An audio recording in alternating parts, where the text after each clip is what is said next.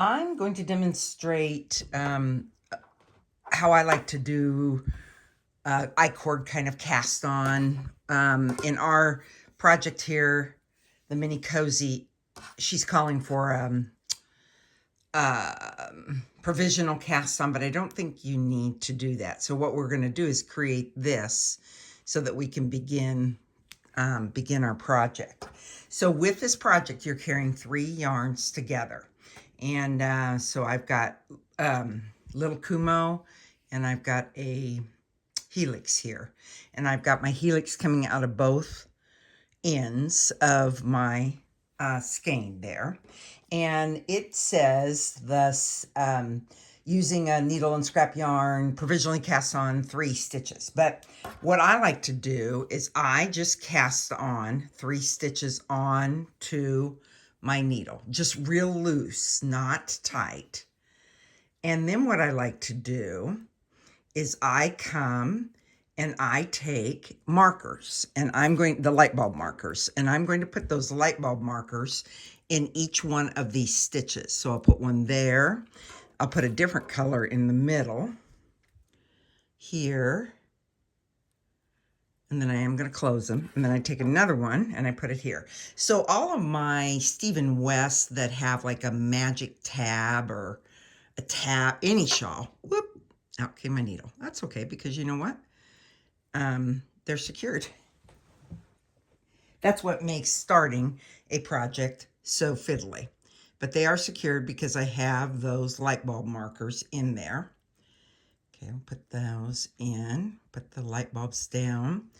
As I was mentioning, whenever I do a tab cast on for any shawl, I always do my 3 stitches this way because someone recommended it in some tutorial, and boy, it sure makes it easy. I'm not going to cinch this up super tight, but you can see that we have the 3 stitches.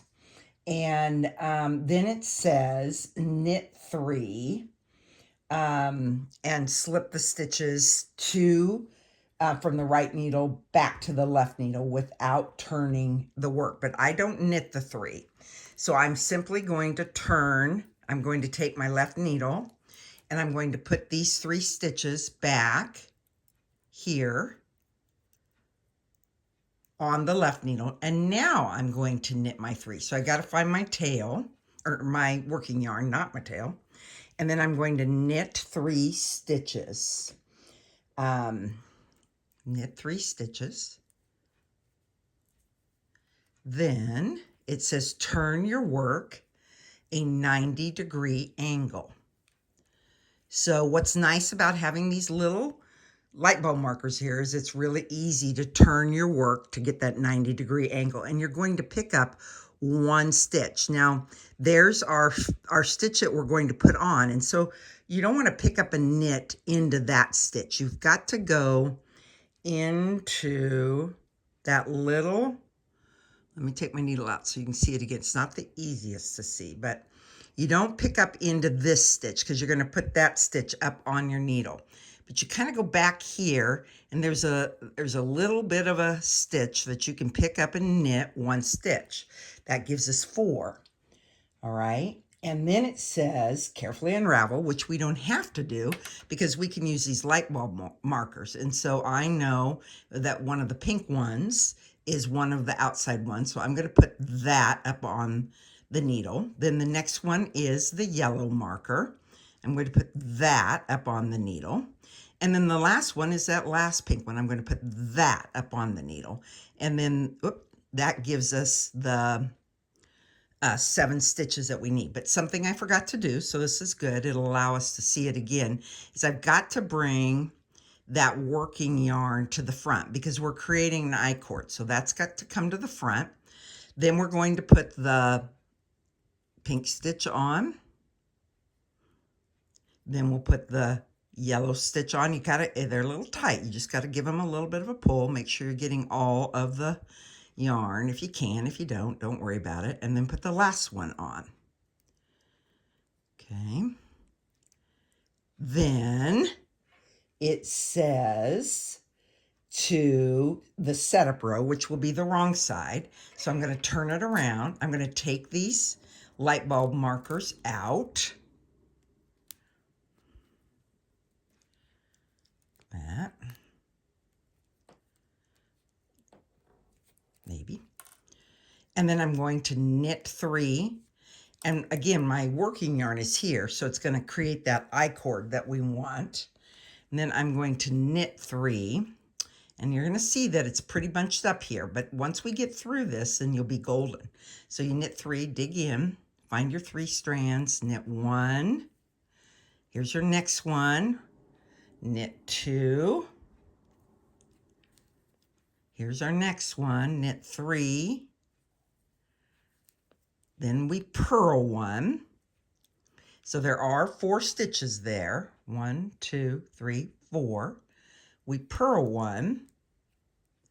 And then you leave the yarn in front and you slip 3 stitches. 1, 2, 3. Now we're set and ready to go. And we've created that little I-cord beginning that happens there. And we should have the 7 stitches.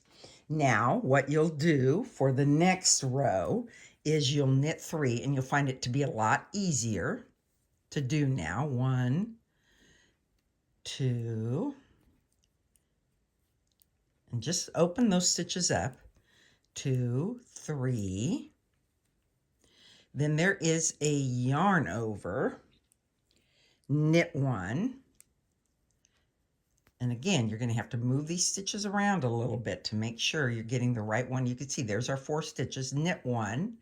And then we're into our I-cord motion, which is slip 1, slip 3 to create the I-cord. Okay, that's row A. Then you're going to turn.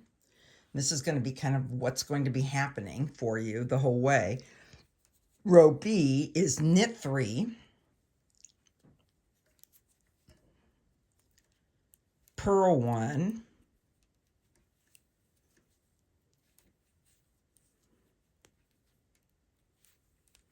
and then there's a purl 1 through the back loop. And so that is your yarn over that you're doing that with. So what I like to do is I just come, and sometimes I even turn my needle towards me so that I can get my needle into that yarn over in the back, purl that, and then slip 3. 1, 2, 3. And that will be something that you'll use all the while. Now we're back to the right side. And of course, you know, what's always going to be important is that you put a light bulb marker in your work, because this tells us it's the right side. Okay, and we'll do row C, which is knit 3. 1, 2, 3. And then we have that yarn over. Knit 2. 1, 2. Slip 3 with yarn in front. And that yarn over, after our I-cord, Amy likes to use that in her designs, allows your I-cord not to roll so much, not to be so tight. Then we're on row D, which is knit 3. I'll show that one more time, the purl in the back loop. Knit 3, purl 2. Now there's our yarn over, and we've got to purl through the back loop. So you just have to go dip your needle back behind to get to that purl. It's just a yarn over, so it's not secure. Purl into that, slip 3. 1, 2, 3. And we have done row D. Then you'll do row E and F. We'll just go ahead and do that so that you've got the whole setup of this. We're starting to see the I-cord starting to form there. Knit 3.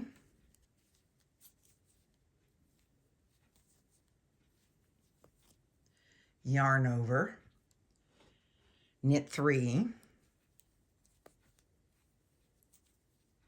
Slip 3. Oops, sorry, out of picture. You knew how to do that. And you know, I missed a little thread there. I try to catch those. If I don't catch them, I don't worry about it too much. Sorry, I'm trying to see what I'm doing here. Now we're going to knit 3. And even I have, like if I'd have one down here, sometimes I just lift that up onto my needle and knit it into the what's above it. I'm not going to worry about trying to take things back. You will get the feel of working with the 3 yarns held together. This is sticky yarn, and so therefore they stay together pretty nicely. Purl through the back loop. We're doing that again. Okay, I kind of got a lot going on there, so I kind of started over, purl through the back loop, and then slip 3 I-cord.